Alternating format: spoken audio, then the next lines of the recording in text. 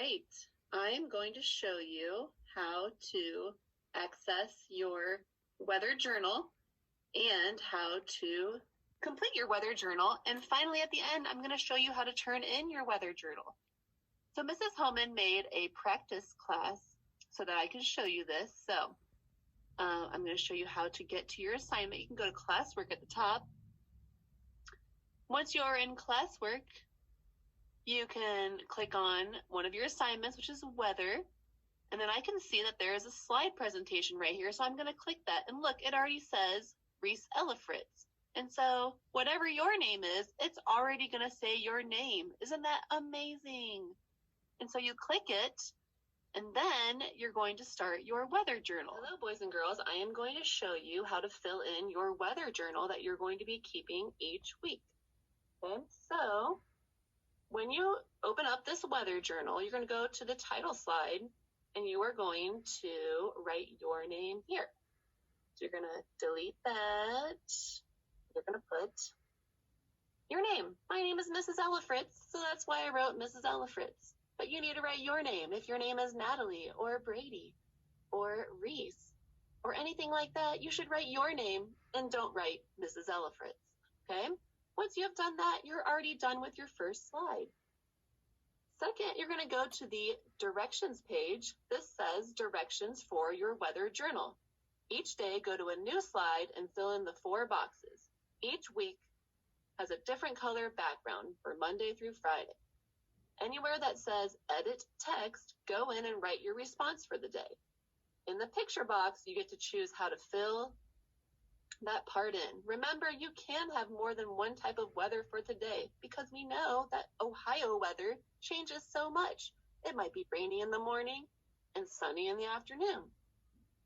Option 1, you can drag one of the pictures from the side into the box, which I will show you how to do. Option 2, you can go outside and take a picture using your device and insert it. Okay? So, Mrs. Ellifritz has made a sample. I made it on April 7th. And so you're going to be filling in for the month, April, day 7th, year 2020. I looked on weather.com to find the high was 71 degrees. The low was 59 degrees. And we're going to put a capital F because that's for Fahrenheit. That is the measuring scale that we use in the United States.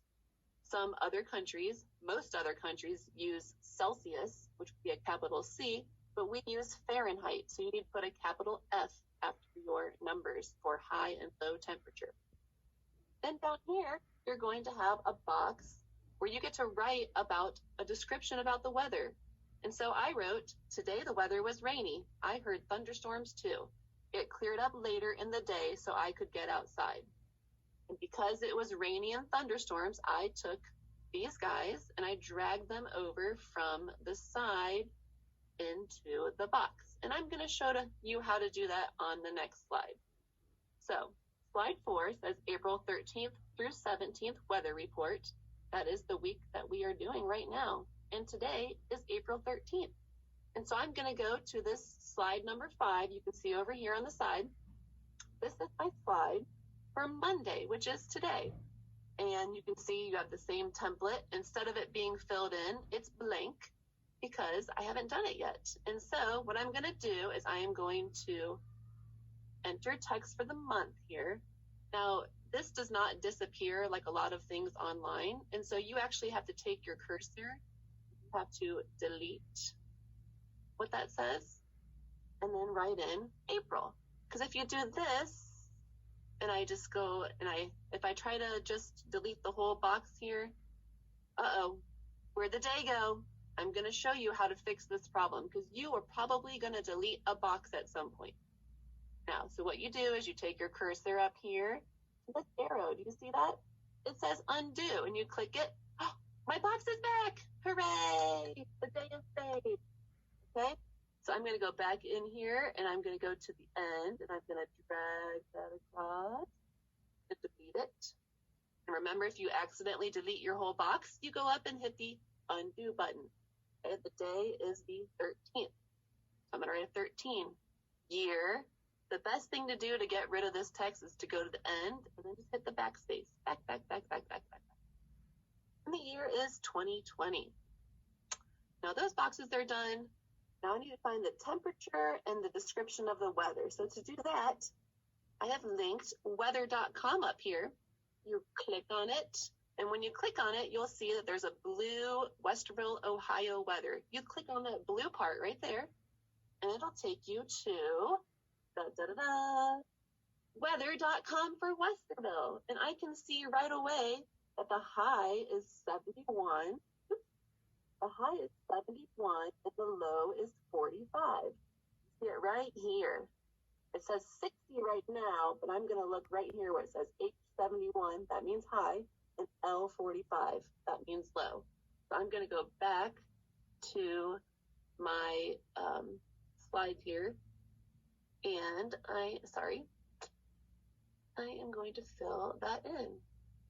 So my high was 71 degrees Fahrenheit, so 71, and then the capital F, and I already forget what that was. 45, okay. Come on, Mrs. Elephant. So I'm going to go to the end of it, delete it. 45 degrees Fahrenheit. Okay, I got my high and my low. Now for my description of weather. So to do this part, we are going to go back to weather.com, and we are going to look at this one right here. So look, this does not tell me very much. It just says today and tonight, and then, tomorrow's forecast. And so what I'm going to do, and what I want you to do, is to go where it says hourly and click that. And when that comes up, you can see the weather for the whole day, hour by hour, and it tells you what the cloud coverage is, what the temperature is, if you have rain coming. So it looks like it is going to be cloudy and mostly cloudy until the afternoon, where it will be sunny and mostly sunny. Oh, and look what's going to happen tonight. We had thunderstorms last night. Now we're going to have some showers and thunderstorms happening again. And so what I'm going to do is I am going to say in my description that, you click in there and then go to the end, then go back. Okay.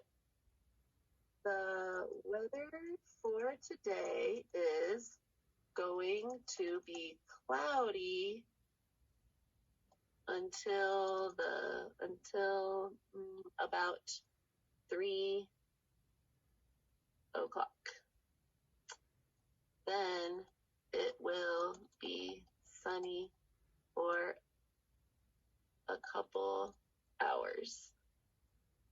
Tonight, we can expect rain and possibly thunderstorms.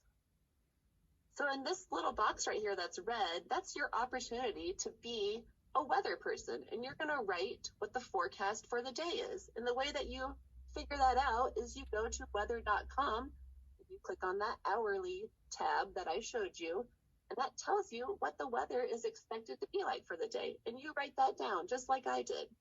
Okay, so it's pretty cool. You get to become the local weather person for the day. Well, finally, we have a picture of weather. And so I'm going to look at my description, and it says it'll be cloudy. It's mostly cloudy. So what I'm going to do is I'm going to take this cloud right here, and I'm going to drag it into here.